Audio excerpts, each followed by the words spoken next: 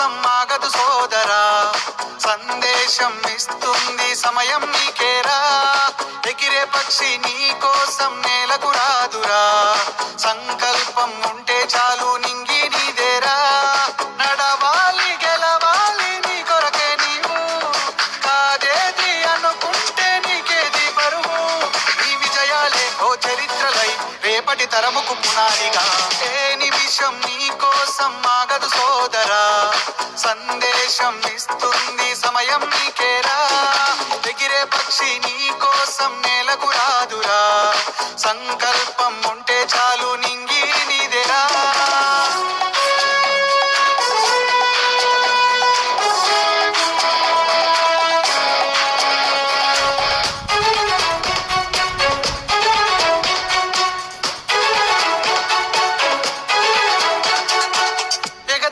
ఎదురే పడినా అవమానం నిన్ను ఆపినా ఆగిపోకాడుగేస్తే కథ శిఖరంలా నిలిచేది నీవు.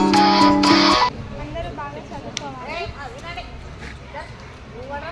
బాగా చదివితే అన్ని టెక్స్ట్ బుక్స్ రీడ్ చేయాలి.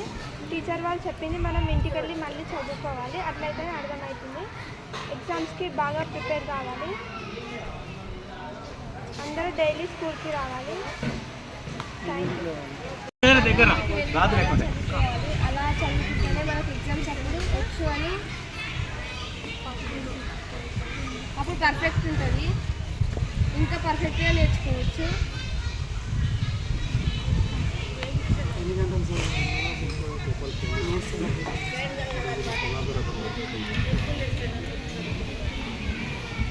టెక్స్ట్ బుక్ బాగా రీడ్ చేయాలి. గైడ్లో ఆబ్జెక్ట్ క్వశ్చన్స్ ఇస్తాయి కదా, వాటికి మనం ఓన్గా ఆన్సర్ చేయాలి. అవి కరెక్టో కాదో చూసుకోవాలి.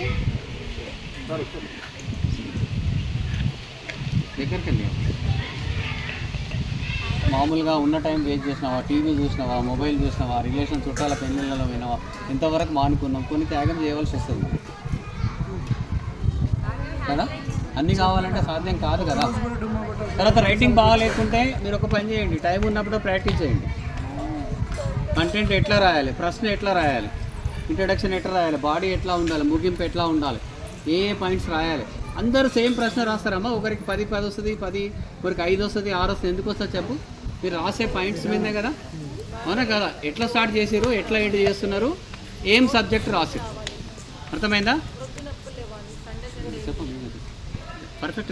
ప్రతిరోజు స్కూల్కి రావాలి, ఒక రోజు రాకపోతే ఆ క్లాస్ మిస్ అయినట్టే. ఇంకొకటి పాప భార్గవి ఏంటంటే మేడం చెప్పింది కదా, ఒక్కరోజు కూడా ఆబ్సెంట్ కాలేదంటే మాకైతే చేత కాదమ్మా, ఎందుకంటే ఆమెను మెచ్చుకోవాలండి. ఎందుకంటే ఎంత మంచి 100% ఉన్నా కూడా సాధ్యం కాకపోవచ్చు, ఎందుకంటే అదొక గిన్నిస్ రికార్డ్ అనుకోవచ్చు. ఒక్కరోజు ఆబ్సెంట్ లేకుండా స్కూల్కి రావడం అనేది ఒక గిన్నిస్ రికార్డ్. ఆమెను మీరు బద్దలు కొడతారా? కొట్టండి మళ్ళీ గిన్నిస్ రికార్డ్. సెకండ్ విన్నింగ్ వస్తుంది. Okay, right.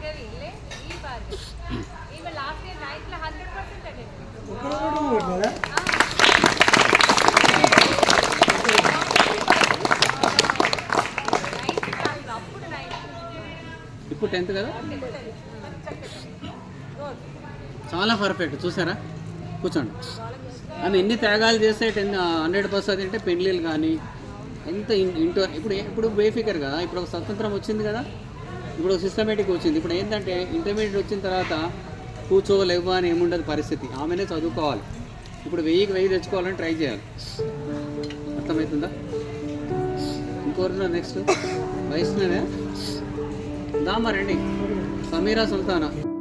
దాన్ని లాంగ్ టర్మ్ గోల్ కింద రాసుకొని ఒక A4 పేపర్ మీద మంచిగా డెకరేషన్ చేసి ఇంటర్నెట్లోకి వెళ్ళి ఒక ఫోటో డౌన్లోడ్ చేయండి డాక్టర్, లేకుంటే మీరే ఒక ఫోటో స్టూడియో పోయి డాక్టర్ లెక్క అన్నీ వేసుకొని ఫోటో తీసి మీ ఫోటో పెట్టుకోండి. రోజు ఫోటో చూడండి, మీరు కంపల్సరీ డాక్టర్ అవుతారు. మామూలుగా మేము ఎంప్లాయీస్ వాళ్ళకి ఏం చెప్తామంటే, ఒక ఇల్లు కట్టాలనుకుంటే సెర్చ్ చేసి గూగుల్లో ఆ విల్లాను చూసి రోజు పెట్టుకో, విల్లా కొనగలుగుతావు నువ్వు లైఫ్లో. అర్థమైందా? విజువలైజేషన్ అనేది చాలా ఇంపార్టెంట్ లైఫ్లో. లేదు నా నుంచి కాదంటే వాడు ఆన్నే ఉంటాడు. అర్థమైందా? ఎప్పుడైనా కానీ నెగటివ్లో పోతే సబ్ కాన్షియస్ మైండ్ మీ మళ్ళీ రిటర్న్ తీసుకొస్తాం. ఒక చిన్న ఎగ్జాంపుల్ చెప్తా మీకు. ఒక్కొక్కసారి మెథడ్ ఎట్లా ఉంటుందంటే, ఇప్పుడు ఇక్కడ రెడ్ చెప్పండి అంటే రెడ్ చెప్తారు, గ్రీన్ ఉంటుంది కానీ గ్రీన్ చూడరు, అవునా కదా. ఇప్పుడు మీకు ఎవరన్నా అడిగి రెడ్ కలర్ ఏమేమి ఉందంటే రెడ్డే వెతుకుతుంటుంది మైండ్, అవునా కదా? ఒక్కొక్కసారి మీరు చూడండి, కొత్తగా మార్కెట్లోకి వచ్చిన శారీ కానీ డ్రెస్ కానీ వేసుకుంటే మీరు వేసుకొని మార్కెట్లోకి పోతే చాలా మందికి డ్రెస్ కనిపిస్తూ ఉంటుంది. మనం ఇష్టపడి ఒక వెహికల్ కొన్నాం అనుకోండి, సార్ వాళ్ళకి తెలుసు, ఒక కొత్త వెహికల్ కొన్నాం అనుకోండి కంపెనీ, ఆ వెహికల్ కొనుక్కొని హైదరాబాద్ పోతే అన్ని వెహికల్ అవే కనిపిస్తుండే మనకు. అంతదాకా మార్కెట్లో వెహికల్ తిరుగుతుంటే మనం గుర్తుపట్టాం, ఎందుకంటే మన దగ్గర లేదు కదా అది. అర్థమైందా? అంటే ఒక్కసారి ఈ గోల్ సెట్టింగ్ అనేది పెట్టుకోండి అమ్మ. మీరు షార్ట్ టర్మ్ గోల్ రాసుకోండి, ఈ వీక్లో ఏం చేయాలి. అర్థమైందా? ఇంకొకటి కూడా చెప్పాను మీకు, టెక్నిక్ ఒకటి చదివి చెప్పిన కదా, టెక్స్ట్ బుక్ మట్టు ఖచ్చితంగా చదవండి. ఎవరైతే టెక్స్ట్ బుక్ నీట్గా ఉన్నదనుకో వాళ్ళు జీరోనే నెక్స్ట్ మార్కులు. అదే మన టెక్స్ట్ బుక్ 1 year కోసం ఉంచుకుంటారా, 2 సంవత్సరాలకు ఉంచుకుంటారా? ఒకటే సంవత్సరంగా సెకండ్ హ్యాండ్ ఏమైనా అమ్మేది ఉందా? లేదు కదా. మేడం వాళ్ళు పాఠం చెప్పిన తర్వాత ఇంటికి పోయి ఒక షెడ్యూల్డ్ ప్రకారం దాన్ని రివిజన్ చేయండి. ఇప్పుడు వీళ్ళకి చెప్పాను మేడం నేను, ఒక పేరా వైజ్ చదవండి. మీకు పేరా మొత్తం అర్థమైతే గ్రీన్ కొట్టండి పేరా పక్కన. అసలే అర్థం కాకుండా రెడ్ కింద గీసుకోండి. కొంచెం కొంచెం డౌట్స్ ఉంటే ఎల్లో గీయండి. మళ్ళీ తెల్లారు వచ్చి మీ టీచర్ వాళ్ళని అడగండి. డౌట్స్ క్లియర్ అయినాక మొత్తం గ్రీన్ కొట్టేసేయండి. రేపు క్వార్టర్లీ ఎగ్జామ్ వస్తుంది కదా మీకు, అప్పుడు మీ బ్రెయిన్ ఏం చెప్తుంటుంది? పేరా దింపుతుంటే ఇది నాకు వచ్చు అని చెప్తుంటుంది, అవునా కదా? వచ్చు అంటే వస్తుంది. ఇప్పుడు చాలా మటుకు 10th క్లాస్ రాసిన వాళ్ళకి తెలుసు. ఏమమ్మా పేపర్ చూడగానే ఏమనిపిస్తుంది? ఒక్కొక్కసారి కొంచెం మాట వస్తే, ఒక్కసారి ఫీలింగ్ తేడా వస్తుంది, ఇమోషన్ పోతాం కొంచెం.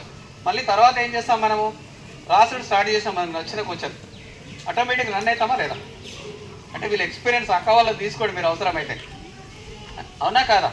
ఇప్పుడు వాళ్ళు 9.7 10 వచ్చిందంటే అలా తప్ప ఏం కాదు, అవునా కాదా? అంటే వాళ్ళ టెక్నిక్స్ ఉంటుంది, ఒక్కొక్కరి దగ్గర ఒక యూనిక్ ఉంటుంది. ఇప్పుడు ఆధార్ కార్డులో ఎవల తమ్ము మెట్టు వస్తుందో లేకపోతే వేరే తమ్ములు పనిచేస్తాయా?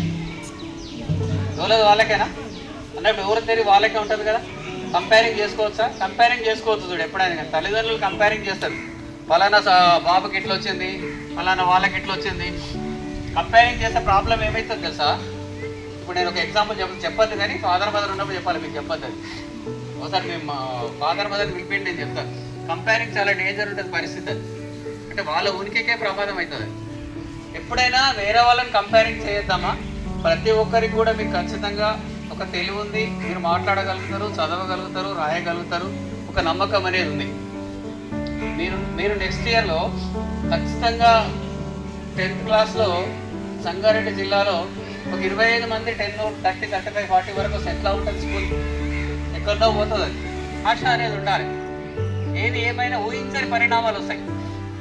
మీరు ఎప్పుడైనా తక్కువ అంచనా వేసుకోకండి. తర్వాత ఏంటంటే స్ట్రెస్ మేనేజ్మెంట్. మీకు ఎంతమంది ఎప్పుడైనా కోపం వస్తుందా? మా మమ్మీ డాడీ మీద కానీ, స్కూల్ మీద కానీ, పుస్తకాల మీద కానీ తీసి పడేసి ఎప్పుడైనా కానీ ప్లేట్ ఎత్తేయడం కానీ, ఇంట్లో గ్లాస్ పడేయడం కానీ అందరు చేసే ఉంటారు. అంటే మీకు అడిగింది ఇవ్వనప్పుడు మీరు ఒక్కటి గుర్తుపెట్టుకోండి, మీరు ఫాదర్ మదర్ దగ్గరికి వెళ్ళి మీ అవసరాలకే డబ్బులు అడగండి, కోరికలకు డబ్బులు అడగకండి. అర్థమైందా? కోరికలు అంటే తెలుసా? కోరికలు అలాగో అవసరాలు అలాగ. స్కూల్కి సంబంధించింది, మీ ఫుడ్కి సంబంధించింది, మీ డ్రెస్కి సంబంధించింది మీ కోరికలు.